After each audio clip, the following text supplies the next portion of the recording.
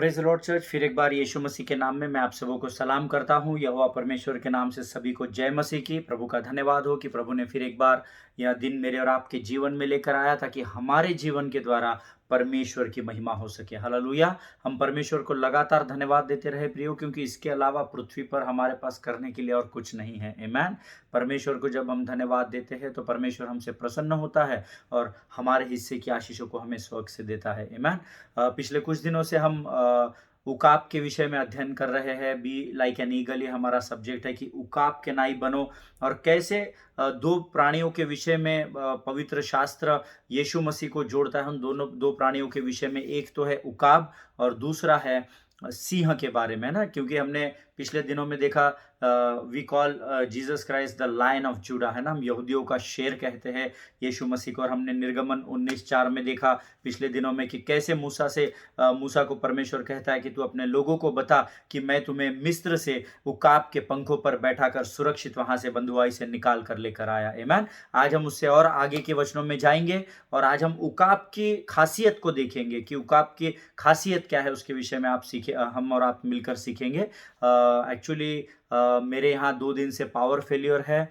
मैं किसी और स्थान पर आया हूँ क्योंकि कल मेरा गैप हो गया पावर नहीं होने की वजह से। मेरे पास सिस्टम रेडी नहीं था, मेरा पावर नहीं है, 2 दिन के लिए पावर फेलियर है। और आज मैं किसी और स्थान पर आकर अभी यहाँ पर बैठकर आप लोगों को कोशिश करूँगा कि हम लोग मिलकर अध्ययन करें। आइए, इससे पहले हम आगे बढ़े, हम प्रार्थना करेंगे। प्रियो खुदावंद प्रभु यीशु नासरी के नाम से सुंदर और पवित्र समय के लिए धन्यवाद देते हैं। तू महान है, जीवित है, इसलिए तेरी स्तुति और प्रशंसा करते हैं। हमारे जीवनों के द्वारा तेरा गुणानुवाद, तेरी स्तुति, प्रशंसा और आराधना लगातार होती रहे, ऐसे सामर्थ्य राजा। आने वाले वचनों को तेरे हाथों में समर्पित करते हैं प्रभु जी। हमें इस्तेमाल कर, वचन को समझने के लिए हमें बुद्धि, बल और ज्ञान दे राजा। प्रार्थना सुनिए, ऐसा हम विश्वास करते हैं। तेरे प्रिय पुत्र यीशु मसीह के लहू में अपने आप को सुरक्षित करते हैं राजा। और इस प्रार्थना को धन्यवाद के साथ यीशु नासरी के नाम से मांगते हैं। सुन और बड़ी दया से ग्रहण कर, आमीन। हालेलुया। सो प्रियो, मेरा विश्वास है इस समय आपके पवित्र शास्त्र, आपके पेन पेंसिल नोटबुक सब लेकर बैठे हैं। हम कुछ बातों को देखेंगे। पिछले कुछ दिनों से हम लोग उकाब के विषय में लगातार अध्ययन कर रहे हैं और मैंने आपको बताया कि अगर आप सिंह के बारे में, जो मैंने आपको बताया कि परमेश्वर सिंह के बारे में कहता है कि वो यहूदा का शेर है। अगर आप प्रकाशित वाक्य उसका 5वां अध्याय उसका 5वां वचन पढ़ेंगे तो वहां पर आपको मिलेगा कि यीशु मसीह को यहूदियों का शेर कहा गया है। हालेलुया। और मैंने जैसा आपको बताया, उकाब की तुलना उससे की गई है। वो निर्गमन की पुस्तक उसका 19 अध्याय उसका 4वां वचन। I just want to tell you that as God allow himself to be symbolized by the lion and the eagle, and same way he wants his people, means you and me, to be like them. Hallelujah. जैसे हम सब जानते हैं कि पवित्र शास्त्र में उकाब और सिंह की तुलना यीशु मसीह के साथ की गई है। और वही यीशु मसीह जो मेरा और आपका उद्धार करता है, मेरा और आपका परमेश्वर है, वो ये चाहता है कि हम भी उकाब और सिंह के नाई अपने जीवन में बने। हालेलुया। प्रियो, 2 शमूएल उसका पहला अध्याय उसका 23 वचन हम पढ़ेंगे। 2 शमूएल उसका पहला अध्याय उसका 23 वचन। 2 Samuel chapter 1 and verse 23। I will read it for you. मेरा विश्वास है आपके पवित्र शास्त्र इस समय आपके पास है और आप मेरे साथ वचनों को पढ़ रहे हैं, ऐसा मैं विश्वास करता हूं। और वचन कहता है प्रियो, Saul and Jonathan in life they were loved and admired, and in death they were not parted. They were swifter than eagles and they were stronger than lions. Amen. परमेश्वर इन पढ़े हुए वचनों को आशीष दे। मैं हिंदी में एक बार फिर आपके लिए पढ़ना चाहूंगा। 2 शमूएल उसका पहला अध्याय उसका 23 वचन कहता है, शाऊल और योनातान एक दूसरे से प्रेम करते थे, वे एक दूसरे से सुखी रहे जब तक वे जीवित रहे। शाऊल योनातान मृत्यु में भी साथ रहे। वे उकाब से तेज भी जाते थे, वे सिंह से अधिक शक्तिशाली थे। हालेलुया। आप इन अंतिम लाइन को अगर अंडरलाइन कर लेंगे तो आपको समझने के लिए आसान जाएगा। वे उकाब से तेज भी जाते थे, वे सिंह से अधिक शक्तिशाली थे। हालेलुया। और अगर परमेश्वर का वचन अगर शाऊल और योनातान के बारे में ये गवाही दे सकता है कि वो उकाब से भी तेज उड़ते थे और सिंह से भी अधिक बलवान या शक्तिशाली थे, तो प्रियो आज परमेश्वर भी चाहता है कि मैं और आप भी उकाब के ऊंची उड़ान को अपनी सेवकाई और अपने जीवन में भरे, और हमारे पास सिंह से भी अधिक सामर्थ और बल से परमेश्वर हमको भर सके और इस्तेमाल कर सके। आमीन। जिनके कान हो वो सुन ले। आज हम ईगल के बारे में कुछ बातें देखेंगे, बिकॉज हमारा सब्जेक्ट सिंह से रिलेटेड नहीं है। आने वाले दिनों में हम सिंह के विषय में, लायन के विषय में भी अध्ययन करेंगे कि कैसे उसको बिब्लिकल सिंबलिक किया गया है, यीशु मसीह के साथ कैसे सिंबलाइज किया गया है। लेकिन इन दिनों में जब हम ईगल के बारे में अध्ययन कर रहे हैं, तो मैं चाहता हूं आपके पेंसिल, पेन और नोटबुक्स आप रेडी रखिए। फटाफट हम लोग नोट्स को लिखेंगे और उसमें हम आगे कार्य करेंगे। And eagle is the most powerful creature in the air. आमीन। ये आप लिख सकते हैं। उकाब पक्षी जो है वो आकाश का सबसे शक्तिशाली पक्षी है। जितने पंछी या पक्षी आकाश में उड़ते हैं, उसमें सबसे पावरफुल, सबसे अगर सामर्थ्य कोई पक्षी को कहा जाता है तो वो उकाब को कहा जाता है। आमीन।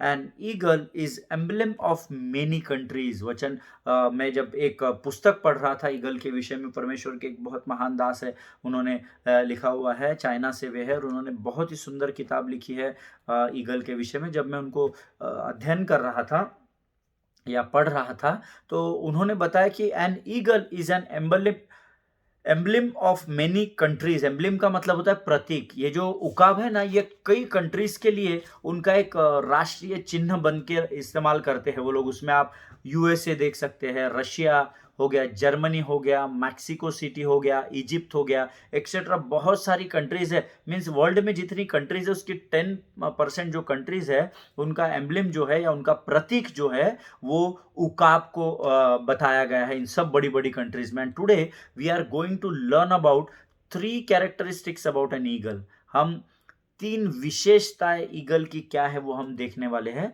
और आपके पेन पेंसिल आप रेडी रखिए, बहुत अद्भुत अध्ययन है। और जब जब मैं उकाब बोलूंगा, तब तब आप उकाब के स्थान पर आपको रखेंगे। हालेलुया।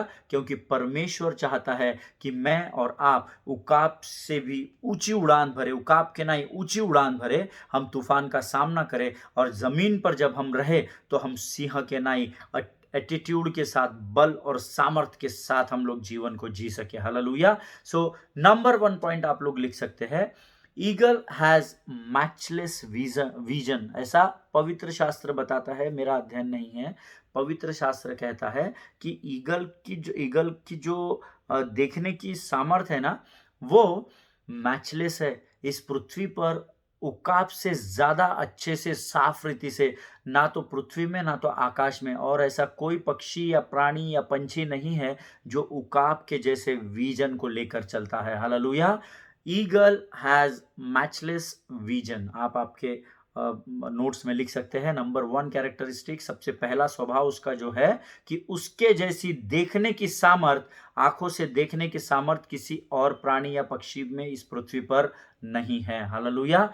सबसे इंपॉर्टेंट बात उकाब में यह है कि उसकी देखने की क्षमता, अर्थात उसका जो आई विजन है ना, वो साधारण मनुष्यों की आंखों की तुलना से 8 से 9 गुना अधिक है। मैन, सबसे पहला इंपॉर्टेंट, अगर हमको उकाब के बारे में अगर अध्ययन करना है तो विश्वास कीजिए मेरी बात का, कि जो साधारण मनुष्य है, जो आप और मैं है, हमारा जो ये आंखें है, हमारी जो देखने की क्षमता है, उससे 9 गुना अधिक ईगल देख सकता है। अर्थात उकाब 9 गुना अधिक तरीके से, साफ तरीके से वो अपने आंखों के द्वारा देख सकता है। बहुत इंपॉर्टेंट चीज है। In all God's creation an eagle has the best vision. है ना, सारे पृथ्वी पर जो क्रिएशन किया है या जो निर्माण किया है, उसमें सबसे अधिक तेज देखने की क्षमता उकाब में होती है। हालेलुया। मैंने आपको बोला है, जहां जहां मैं उकाब बोलूंगा वहां वहां परमेश्वर आपको रखने पर है। हालेलुया। इसका अर्थ है उसकी फिजिकल आइज की स्ट्रेंथ बहुत सामर्थ्यशाली है। As a man of God, as a woman of God, परमेश्वर के सेवक और सेविकाएं होने के नाते से परमेश्वर चाहता है कि वैसे ही हमारी आत्मिक आंखों की भी क्षमता होनी चाहिए। हालेलुया। जिनके कान हो वो सुन ले कि परमेश्वर का आत्मा क्या कहना चाह रहा है। आमीन। वो उन बातों या चीजों को एकदम साफ तरीके से देख सकता है जिसको आप और मेरे जैसा साधारण मनुष्य नहीं देख सकता है। मीन्स समझ लीजिए, अगर मैं यहाँ से 500 मीटर तक या 300 मीटर तक देख सकता हूँ, तो मुझसे उसकी जो देखने की क्षमता है वो 8 से 9 गुना अधिक है प्रियो। आमेन। आने वाले समयों में मैं आपको बताऊंगा कि ईगल के विजन की खासियत क्या है, उसकी आंखों की खासियत क्या है। एक वचन हम पढ़ेंगे, नीति वचन उसका 29 अध्याय इसका 18 वचन। हम सब ये वचन पिछले दिनों में ड्रीम्स एंड विजन्स जब हमने अध्ययन किया था, उस समय हम इन बातों को, इस वचन को खासकर पढ़ चुके हैं। नीति वचन की किताब उसका 29 अध्याय उसका 18 वचन। Proverbs chapter 29 and verse 18 says, जहां दर्शन की बात नहीं होती वहां लोग निरंकुश हो जाते हैं। हालेलुया। जिनके कान हो वो सुन ले। आगे का भाग हम नहीं पढ़ेंगे। हमारा जो आज का विषय है, हम विजन्स के बारे में, विजन मीन्स स्वप्न या दर्शन वाला विजन नहीं, परंतु जो हमारे आंखों से दिखता है, हम उसके विषय में अध्ययन कर रहे हैं। और वचन कहता है जहां विजन की बात, जहां दर्शन की बात नहीं होती, वहां पर लोग निरंकुश हो जाते हैं। आमेन। इसीलिए मैंने आपको कहा, जब मैंने आपको ये बताया कि मैं ईगल के बारे में बता रहा हूं, इसका अर्थ है मेरे और आपके बारे में हम बात कर रहे हैं। हालेलुया। सो अगर जैसे मैंने आपको बताया, उकाब की क्षमता साधारण मनुष्यों की आंखों से 9 गुना ज्यादा होती है, वैसे ही जब परमेश्वर आपसे वचन के द्वारा, स्वप्न के द्वारा और दर्शनों के द्वारा बात करता है, तो आपको आपकी आत्मिक आंखों को खोलना जरूरी है, ताकि परमेश्वर 9 गुना, 10 गुना और उससे भी अधिक सामर्थ्य के साथ आपको आने वाले दर्शन के बारे में बता सके। Hallelujah. Always remember, if you have no vision for the future, then you have no power for the present condition. Hallelujah. हमेशा याद रखिए प्रियो, अगर if you have no vision for your future, अगर आपके पास दर्शन की बात नहीं है, तो आज आपके पास, आज के जीवन जीने के लिए आप सामर्थ्यहीन हैं, आपके पास सामर्थ्य नहीं है। That's what I said. If you have no vision for the future, then you have no power for the present. Amen. अगर आपके पास दर्शन की बात नहीं है, तो परमेश्वर का वचन कहता है आज ही आप निरंकुश हो जाएंगे। आमेन। हमने पढ़ा नीति वचन 29-18, उसमें परमेश्वर बड़े साफ तरीके से बता रहा है, if you have no vision for your future, then you have no power for your present condition. Amen. हमेशा हम हारे हुए रहेंगे या निराशा में रहेंगे या उदास, क्योंकि हमको मालूम ही नहीं है कि हमें भविष्य में परमेश्वर के राज्य के लिए क्या करना है। इसीलिए हमारी आत्मिक आंखों का खुले होना बहुत जरूरी है। हालेलुया। प्रियो, उकाब की आंखें, जैसे मैंने आपको बताया, साधारण मनुष्य की आंखों से 8 से 9 गुना बेहतर होती है। अगर एक उकाब की आंखों को मनुष्य के साथ बदल दिया जाए, फॉर एग्जाम्पल, आप ट्राई मत कीजिए किसी उकाब को मारकर आंखों को एक्सचेंज मत कीजिए डॉक्टर से, लेकिन एक समझने के लिए मैं आपको बात बता रहा हूं। अगर एक मेरी आंखों को उकाब की आंखों से बदल दिया जाए, तो जीवन भर ये जो मैं चश्मा पहन रहा हूं ना, जिसके बगैर मुझे साफ दिखता नहीं है, तो ये मुझे पहनने की जरूरत नहीं पड़ेगी। अभी मुझे अगर कुछ रीड करना है, this is my reading spectacle, then I have to teach you or to talk to you. If I have to read something, then I have, अगर मुझे आपसे बातें करनी है, अगर मुझे आपको कुछ बताना है, तो कुछ पढ़ने के लिए मुझे चश्मा लगाना पड़ता है। लेकिन अगर मेरी आंखों को उकाब के आंखों से बदल दिया जाए, तो एज आई टोल्ड यू, जैसा मैंने आपको बताया कि उसकी आंखें जो है वो 8 से 9 गुना हमसे बेहतर देख सकती है। तो मुझे नहीं लगता कि अगर उकाब की आंखों को मेरी आंखों से बदल दिया जाए, तो मुझे इस चश्मे की या स्पेक्टेकल्स की जरूरत होगी, और ना ही हमें कैटरैक्ट के ऑपरेशंस करने पड़ेंगे। जो हम लोग उम्र बढ़ते चली जाती है, तो कई लोगों को हमने देखते हैं, जैसे मेरी मम्मा का भी कैटरैक्ट का ऑपरेशन हो चुका है ना। सो उम्र बढ़ती है तो आंखों के सामने धुंधलापन आ जाता है, और धुंधला आता है, दिखता नहीं है, तो हमारे बुजुर्ग बोलते हैं ना कि अभी मुझे एक आंख से दिख नहीं रहा है, मुझे ऑपरेट करना पड़ेगा। तो मेरा ऐसा विश्वास है कि अगर मेरी आंखों को उकाब की आंखों से बदल दिया जाए, तब ना तो मुझे इस चश्मे की जरूरत पड़ेगी, ना तो मेरे को कभी किसी ऑपरेशन, आंखों के ऑपरेशन को करना पड़ेगा। हालेलुया। आमीन। एक उकाब जो है वो धरती पर, ये बहुत इंपॉर्टेंट है, मैं जो ये चीजें आपको बता रहा हूं आप लिख लीजिए, आपके बहुत काम में आएगी भविष्य में। एक उकाब जो है वो धरती पर एक चूहे को, if if an eagle is in air, अगर उकाब ऊपर है, ऊंचे पर है, और जमीन पर अगर एक चूहा चल रहा है या दौड़ रहा है, तो उकाब उसको मिनिमम 3 3.2 किलोमीटर्स की रेंज से बड़े साफ रीति से ज़मीन पर देख सकता है। अगर उकाब आकाश में उड़ रहा है और वो शिकार ढूँढ रहा है ज़मीन पर, और एक चूहा अगर दौड़ रहा है या चल रहा है, तो 3.2 किलोमीटर्स के ऊँचाई से वो चूहे को बड़े साफ रीति से देख सकता है। ऐसा अध्ययन बताता है, ऐसे साइंटिस्ट का अध्ययन है जो मैंने जो भी अध्ययन किया है पिछले दिनों में इस विषय पर, उनसे मुझे पता चला कि उकाब 3.2 किलोमीटर से, अर्थात 3 किलोमीटर भी मिनिमम आप पकड़ ले, तो 3 किलोमीटर की दूरी से साफ रीति से चूहे को क्लियर विजन के साथ देख सकता है। आमेन। अगर हम उकाब की आंखों को अपने आंखों से बदल लेते हैं, तो चींटी होती है ना, छोटी सी एंट बोलते हैं मैम, है ना, हम लोग, एक छोटी सी चींटी होती है जो जमीन पर रेंगती है, काली चींटी, लाल चींटी होती है। सो ऐसा ऐसा साइंटिस्ट बताते हैं या ऐसा स्कॉलर्स बताते हैं कि अगर मनुष्य की आंखों को उकाब की आंखों से बदल दिया जाए, तो 10 माले की बिल्डिंग जो होती है, 10 फ्लोर की जो बिल्डिंग होती है, उसके टेरेस से, सबसे ऊपरी भाग से जब हम नीचे देखेंगे उकाब की आंखों को लगाकर, तो हमको वो जमीन पर रेंगने वाली छोटी सी चींटी, जो काले कलर की या लाल कलर की होती है, जो काटती है हमको, लाल कलर की चींटी, वो चींटी हमको साफ रीति से दिखाई देगी, है ना। हम 10वें माले पर भी खड़े हो जाए, तो 10th फ्लोर के टेरेस से, सबसे ऊपर से जहां वाटर टैंक लगे हुए होते हैं, वहां से जब हम नीचे देखेंगे, तो हम उस चींटी को बड़े क्लियर विजन के साथ, बड़े स्पष्टता के साथ हम देख सकेंगे। इतना सामर्थ उकाब की आंखों में परमेश्वर ने दिया है, और पूरे पृथ्वी पर उतना सामर्थ और किसी को नहीं दिया है, ऐसा साइंस बताता है। आमेन।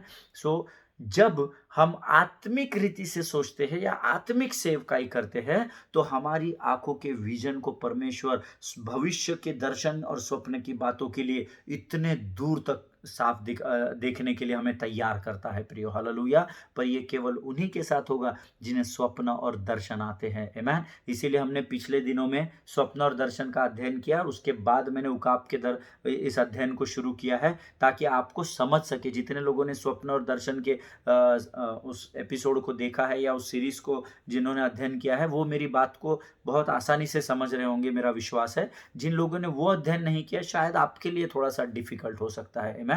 बट ऐसा कहा जाता है, अगर उकाब की आंखों को मेरे आंखों से जोड़ दिया जाए या रिप्लेस कर दिया जाए, तो 10th फ्लोर से मैं जमीन पर रेंगने वाली छोटी सी चींटी को बड़ी सफाई के साथ देख सकता हूं। आमेन। घने जंगलों में जो अलग अलग पेड़ पौधे होते हैं ना, किसी के पत्ते हरे होते हैं, कोई पीला पत्ता होता है, किसी में फूल लगे हुए थे, नीले, काले, पीले, हरे, है ना। सो घने जंगलों में, है ना, जो हम डिस्कवरी में और ये सब स्थान पर देखते हैं, तो इन घने जंगलों में भी ऐसा स्कॉलर्स बताते हैं, ऐसा उकाब का अध्ययन करने वाले लोग बताते हैं, शास्त्रज्ञ बताते हैं, साइंटिस्ट बताते हैं, कि घने जंगलों में भी उकाब ऊंचाई से अपने शिकार को बड़ी आसानी से देख लेता है, बहुत ही आसानी से। मीन्स ऐसा कहा जाता है, मैं एक बुक पढ़ रहा था, और उसमें उस ऑथर ने लिखा हुआ है कि गिरगिट जो रंग बदलती है ना, हम लोग सब जानते हैं कि गिरगिट रंग बदलता है ना, पेड़ पत्ते पौधों के अनुसार वो अपने रंग को बदल देती है गिरगिट। तो उस गिरगिट के बदलते हुए रंग को भी उकाब बड़ी ऊंचाई से स्पष्टता से देख सकता है। हालेलुया। बड़े क्लियर विजन के साथ उसको दिखता है गिरगिट कलर बदल रही है। इसका अर्थ है कि उकाब की आंखों से कोई भी नहीं बच सकता है। हालेलुया। अगर आज आप स्वप्न और दर्शन परमेश्वर आपको देता है, विश्वास कीजिए, आपकी आत्मिक आंखों को परमेश्वर इतना पवित्रता से भर देगा कि आपके सामने आपको केवल और केवल अपने दर्शन और स्वप्नों को पूरा करने का ही एक झील आ जाएगी आपके अंदर, एक भूख आपकी बढ़ा देगा परमेश्वर। और आत्मिक आंखों को जब आप खोलेंगे, तब आप उस बात को बड़े स्पष्टता के साथ देख सकेंगे। हालेलुया। क्योंकि वचन कहता है, अब विश्वास आशा की हुई वस्तुओं का निश्चय है और अनदेखी वस्तुओं का प्रमाण है। हालेलुया। जिनके कान हो वो सुन ले। इतना ही नहीं प्रियो, मैंने आपको बहुत सारे एग्जाम्पल दिए। मैंने आपको कहा कि उकाब 3 किलोमीटर की ऊंचाई से चूहे को पकड़ लेता, देख लेता है स्पष्टता के साथ। अगर उसकी आंखों को मेरी आंखों से बदल दिया जाए, तो 10वें माले के ऊंचाई से मैं एक जमीन पर रेंगने वाली चींटी को देख सकता हूं। इतना स्पष्ट उसका विजन है। इतना इतना ही नहीं, मैंने आपको बताया घने जंगलों में भी बड़ी ऊंचाई से उकाब अपने शिकार को देख सकता है। इतना ही नहीं, परंतु एक और बहुत इंपॉर्टेंट बात मैंने इस अध्ययन में पता की कि हमने कई बार डिस्कवरी में भी देखा होगा कि गहरे जल के अंदर की मछली को भी उकाब ऊंचाई से देखकर सीधा अपने पंखों को फैलाता है, बड़े सामर्थ्य के साथ, पूरे फोर्स के साथ, पूरी स्पीड के साथ वो पानी के अंदर की मछली को देखते हुए उसके ऊपर अपनी आंखों को गाड़कर, ना लेफ्ट ना राइट, सीधा उस मछली को देखते हुए बड़ी स्पीड से आता है, उसको अपनी पंजे में पकड़ता है और फ्रिक्शन ऑफ सेकंड्स में वापस उसको ऊंचाई पर लेकर चला जाता है। हालेलुया। इसका अर्थ है कि गहरे सागर के आर पार देखने की क्षमता भी ईगल में अर्थात उकाब पक्षी में पाई जाती है। आमेन। वचन आपको इस उदाहरण से बताना चाहता है कि जब परमेश्वर आपको किसी बुलाहट के लिए या किसी बात के लिए स्वप्न और दर्शन के द्वारा तैयार करे, तो अपनी आंखों को उस स्वप्न, उस दर्शन अर्थात उस लक्ष्य से जो प्रभु ने आपको दिया है उससे कभी भटकने मत दीजिए। हालेलुया। स्ट्रेट जैसा ईगल समुंदर के अंदर की मछली को भी इतनी ऊंचाई से देख सकता है, परमेश्वर ने वही विजन, वही आंखें मुझे और आपको भी दी है। हालेलुया। सिर्फ हमारे आंखों के अंदर का कचरा हमको साफ करने की जरूरत है। आमेन। हमारी आंखों को निर्मल करना जरूरी है। आमेन। जिनके कान हो वो सुन ले प्रियो कि परमेश्वर का वचन क्या कहना चाहता है। हालेलुया। मैं ये अध्ययन आपको इसलिए इन दिनों बता रहा हूँ क्योंकि इसके पहले हमने स्वप्न और दर्शन की बातों का अध्ययन किया है, तो मेरा विश्वास है जो बातें मैं आपको बता रहा हूँ वो आपके समझ में आ रही है। आमेन।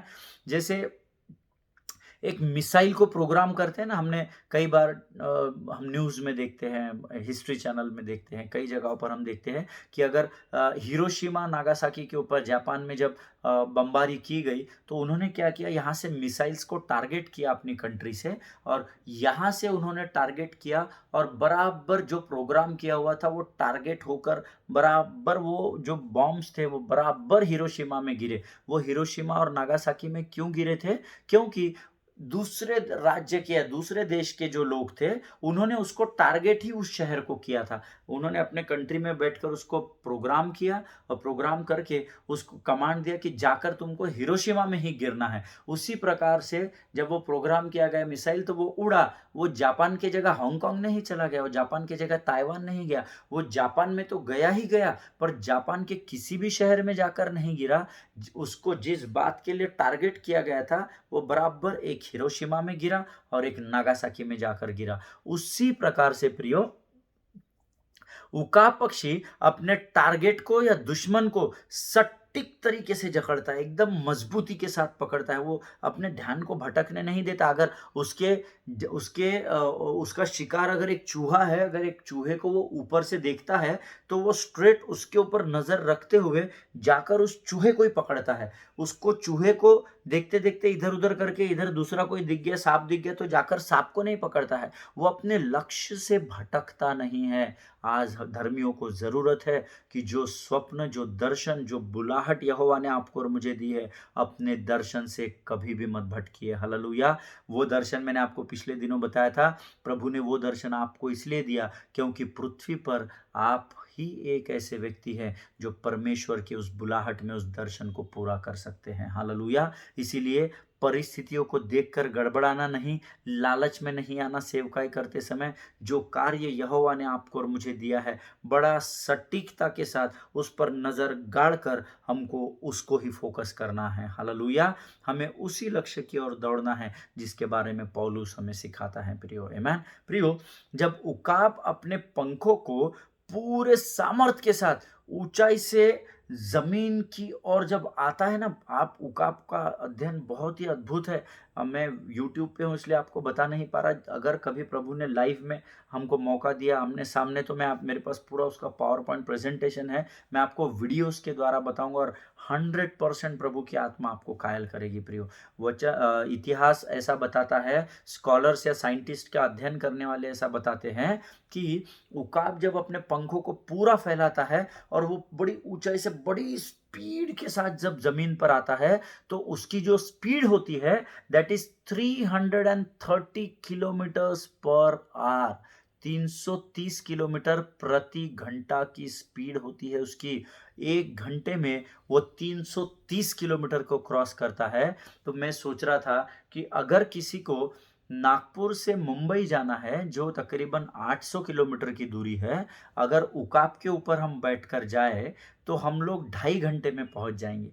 आमेन। हम लोग 2.5 घंटे में नागपुर से बॉम्बे पहुंच जाएंगे। अभी एक प्रोजेक्ट आ रहा है बुलेट ट्रेन का, Nagpur to Bombay, and the government is claim, central government is claiming कि 6 घंटे में हम लोग नागपुर से बॉम्बे या बॉम्बे से नागपुर पहुंच जाएंगे। लेकिन जब मैं इस अध्ययन को कर रहा था तो मैं सोच रहा था कि अगर हम उकाब हमको अपने ऊपर बैठा ले पंखों पर, और उकाब की स्पीड से अगर हम नागपुर से बॉम्बे जाए तो 330 किलोमीटर पर आवर के हिसाब से हम लोग तकरीबन 2.5 से पौने 3 घंटे में, या ज़्यादा से ज़्यादा 3 घंटे में हम लोग नागपुर से बॉम्बे पहुंच जाएंगे। हालेलुया। सो प्रियो, परमेश्वर चाहता है, जब परमेश्वर ने आपको चुना है और बुलाहट दी है, परमेश्वर चाहता है कि आप भी बड़े सामर्थ के साथ जिस दिशा में परमेश्वर आपको लेकर जा रहा है, उस दिशा में अपने ध्यान को न भटकाते हुए, जिस स्पीड के साथ परमेश्वर लेकर जा रहा है उसी स्पीड के साथ चले। हालेलुया। कम समय में बड़ी सेवकाई हासिल करने की कोशिश करने वाले कई बार अपनी सेवकाई और दर्शन से भटक जाते हैं। हालेलुया। जिनके कान हो वो सुन ले।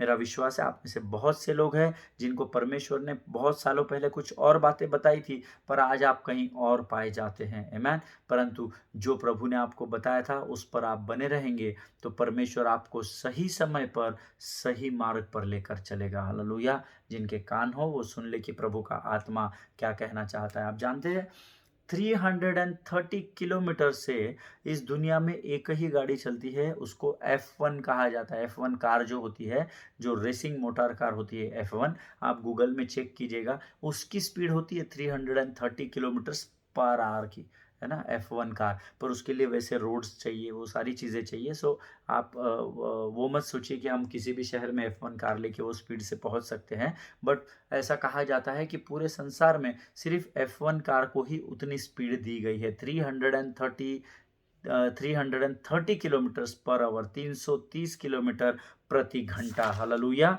प्रियो, उका पक्षी इतना ताकतवर होता है कि जब वो 330 किलोमीटर पर आवर की स्पीड से नीचे आता है तो उसके पंजों में इतनी ताकत दी है परमेश्वर ने कि उतने स्पीड में आकर ऊंचाई से वो एक हिरन को टारगेट करता है जंगल में, और उस हिरन को 330 किलोमीटर की स्पीड से वो डाइव करता है और ऊंचाई से बड़े स्पीड से आता है, अपने पूरे पंखों को फैलाता है। फिर उसके जो हिरन के पास जब वो आता है तो वो अपने पंजों को ऐसा करता है और पूरा एक हिरन उठाकर वो ऊंचाई पर, पहाड़ी पर लेकर जा सकता है। इतना बलशाली पक्षी है। आकाश का सबसे सामर्थी अगर कोई पक्षी है तो वो उकाब पक्षी है प्रियो। आमीन।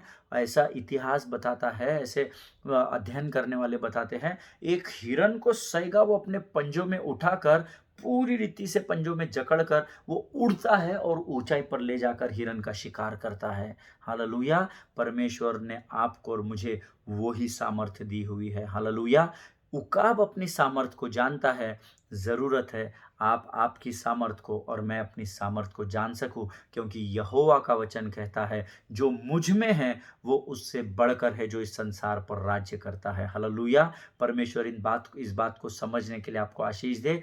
आपका शरीर परमेश्वर का मंदिर है और परमेश्वर की आत्मा आपके अंदर रहती है, तो आपकी आत्मा भी मजबूत है, और क्योंकि आप परमेश्वर का मंदिर कहलाते हैं इसलिए आप भी कमजोर नहीं, परंतु आपको भी परमेश्वर ने सामर्थ और बल से भरा है। हालेलुया। आज हम अपने अध्ययन को यहीं खत्म करेंगे। हम फिर एक बार कल एक नए गहराई के अध्ययन के साथ इसी विषय में आगे बढ़ेंगे। तब तक आप सुरक्षित बने रहिए, एक दूसरे के लिए प्रार्थना करते रहिए, अपने पासबानों के लिए, उनके परिवारों के लिए विशेष इन दिनों में प्रार्थनाएं कीजिए, और सोशल डिस्टेंसिंग का पालन कीजिए, क्योंकि बीमारी बढ़ रही है, कंट्रोल में नहीं आ रही है। परंतु अगर आप और मैं पालन करेंगे तो ज़रूर से हम इस बीमारी को फैलने से रोकेंगे। हालेलुया। परमेश्वर आप सबों को आशीष दे। All glory to God. All the best.